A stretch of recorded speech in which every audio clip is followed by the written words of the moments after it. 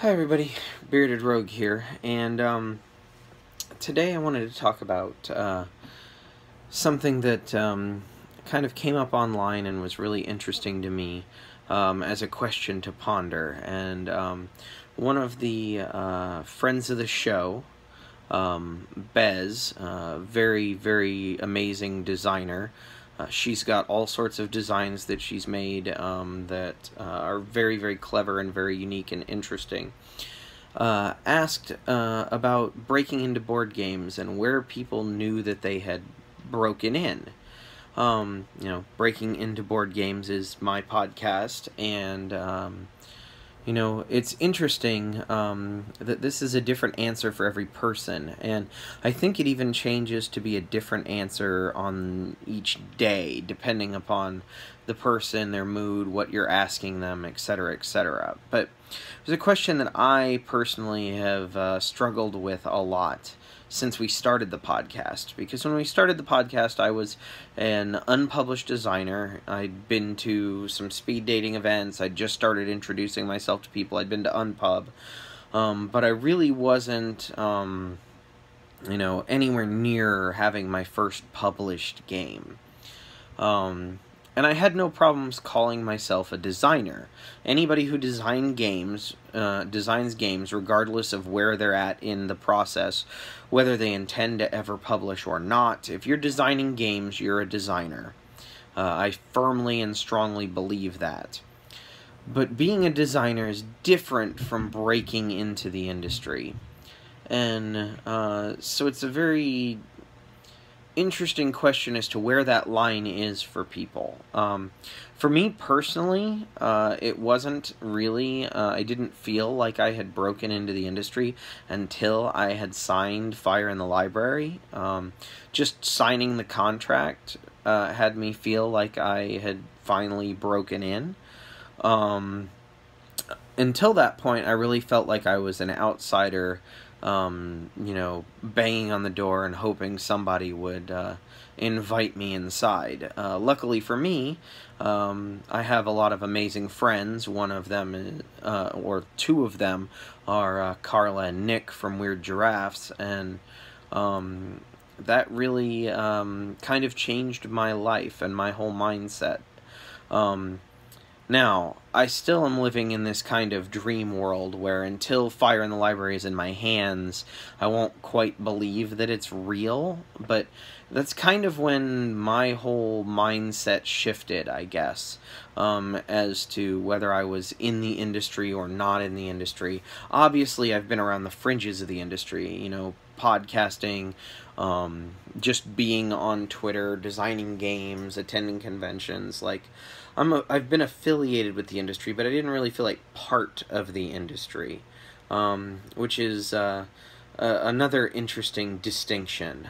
There's a lot of people who don't feel like they're in the industry, even though it's fairly clear to everyone else that they are, which is something that I think exists everywhere, whether it's due to imposter syndrome or just there aren't very clear-cut lines. Like, there's no certification test, there's no license you need to get, there's no degree, there's nothing like that. It's literally just you are one day and you aren't the next, or vice versa.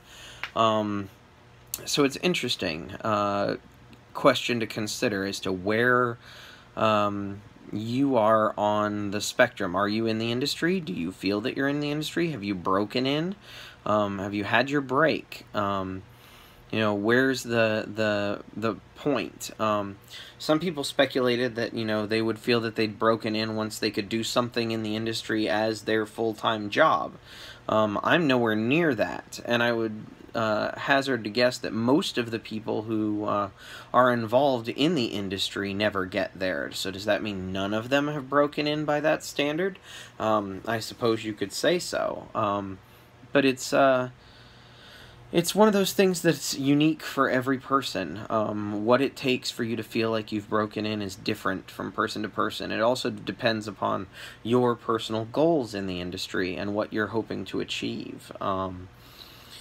And that in and of itself is also an interesting question, you know? Like I said, I didn't think this one was going to be very long. It's just an interesting question that came up online and had me wondering and speculating, you know, what is, what is breaking into board games? When do you feel like you've broken in? When do you feel like you're part of the industry? You know, I asked a question the other day asking how people thought of me. Am I a content creator? Am I a designer? You know, am I just an overly enthusiastic fan? How do you think of me when you think of me? And I got a lot of responses back that kind of confused me, that made it seem like what I had asked was kind of, I don't know, a cry for help, or I was asking for some motivation or some assistance. And really, I was asking the question because sometimes finding out how other people see us is a useful thing to do when you are trying to make decisions as to what you want to do going forward. You know, what do you want to throw your energy behind? What do you, you know, what do you personally want to focus on? I like doing all of these things. Like, I love doing podcasts. I love recording Vlogust videos. I love designing games. I love all of that stuff. But if I wanted to do content creation more often than just Vlogust and the occasional video like once a month, there are a whole bunch of skills that I could go learn, like video editing or lighting or various things like that, that would make a difference in the content that I produce and would have it be better content. The question is, you know, how much effort would that take? Is it worth it? Is that something that the people who follow my content would even be interested in? You know, our podcast is edited. Gil and Ian edit Breaking Into Board Games, and, you know, the podcast itself benefits from it. There are a lot less ums, there are a lot less stammering, there's a lot less, you know, we forgot what we were going to say, and, you know, moving on into nothingness. I think it makes for a much tighter show.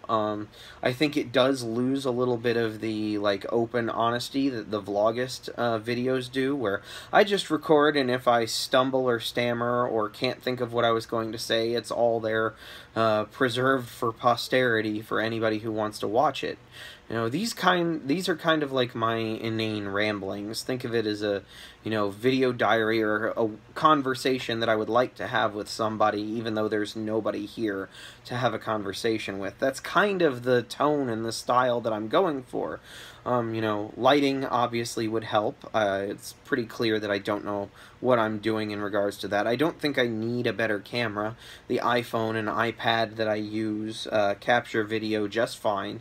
And, you know, I'm just a dude in front of a stack of books, or in front of a stack of games, a bookcase full of games. It's not like I'm, you know, trying to do anything overly complicated. There's no follow shots. I'm not trying to record me playing a game or anything like that, although setups like that are interesting. You know, I'm on my friend Tar's live stream a lot.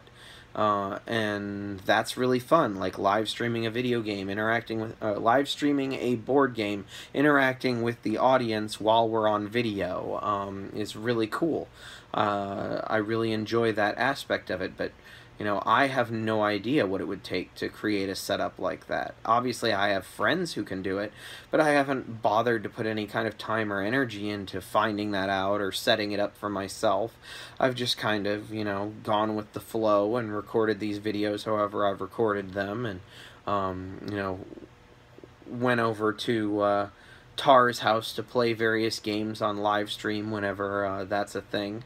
So, you know, that's one way I could focus my energy. I could focus on content creation and work on, you know, posting content more regularly, upping my game when it comes to the production values of my content. All of that stuff is one thing I could focus on.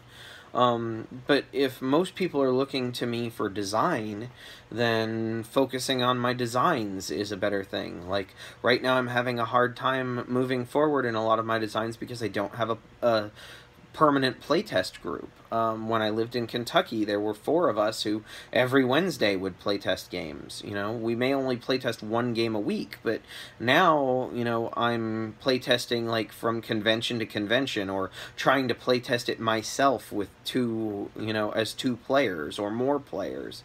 And there's only so much that I can get done with myself. I need that feedback from other people. As to whether or not what I'm doing works and whether or not the experience matches what I'm trying to create. You can't really do that in a vacuum or by yourself. So if, you know, what people are looking to me for is more design, then I need to put some more energy into creating a playtest group or becoming part of a playtest group that already exists, that can meet every week to actually make headway on these designs more often than I have been. You know, all of these things are things that I want to do. So it's not a matter of, you know, oh, you know, I'm not good at any of this, or, you know, oh, there's, you know, so many things that are out there, you know, I'm just a jack of all trades and a master of none. And that's kind of how I feel a lot of the time, is a jack of all trades, master of none. But, you know, one of the things to do, if you're a content creator, is to make sure that you're creating content that people actually want to see. You know, one of the things as a designer is you're creating experiences that people actually want to have. And so I think, you know, being empathetic and being receptive to what your audience desires is important. And so every now and then I just like to take a temperature gauge check, you know, of the room. Like, you know, what's going on? What do people want to hear from me or see from me? What are they looking to me for? You know, what does the community see me as, and how can I serve the community better in that role? There are other roles I might want to take on as well. I mean, I already wear many hats. I'm a, you know, husband, a father, a game designer, a podcaster, an IT professional. You know, I've already got all of these different hats that I wear every day.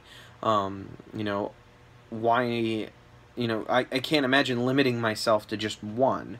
But in those roles, you know, I look to my boss to tell me how my job performance is and whether or not I'm focusing on the right things. You know, I look at Ralph and make sure that what I'm doing is working as far as being a parent goes. Am I fostering, you know, the behaviors that I'd like to see in him? Am I taking care of him? Are all of his needs being met? Like, that's all out there, not in here. Like, in here is a scary place, to be quite honest. Like, in here is why I go to therapy, but out in the world is where I want my presence to be felt. And so, focusing on that is why I ask questions like that. And so I really think that probably the only people who can answer the breaking into board games question, who can answer whether or not you've broken into board games, is other people. I don't know if anybody can personally answer that for themselves. I know that they can answer when they felt like they had broken into board games, but I don't know if they can actually give the answer as to when it actually happened, because I believe that because it's a community, because it's a group, you know, it really only happens once people acknowledge it. And for some people, they'll think it's happened before it's acknowledged by the group, and for other people like me, they'll have a hard time believing that it's true, even if everybody else is telling them that it is. So, you know, it's a very personal thing, but I think you definitely need to kind of ask around, you know, ask other people, to kind of find out where you are in things, you know. Are you somebody that people come to for advice, or are you somebody that they expect to ask them for advice? Obviously, everything's a two-way street, but, you know, having some idea of where you're positioned inside of your community can be useful, not just to the community, but to you. So, you know, I guess, you know, this is longer than I thought it would be, but I hope this conversation was interesting, and, you know, I hope that this kind of video works for you. Obviously, I'll be back to highlighting, you know, video games and movies and board games and other media and stuff throughout Vlogust, but occasionally I like to do videos like this where I'm just kind of talking on a subject. And if you want to, like, talk back, that would be awesome. I would love to have conversations about this kind of stuff. Because I don't have all the answers. I can just kind of talk at the camera and, you know, let you guys know what I think. And, as I said before, without a sounding board, without the community, you know, what I think isn't entirely crystallized for me. So, anyway, I'm going to let you guys go. Have a great day, and I'll talk to you tomorrow.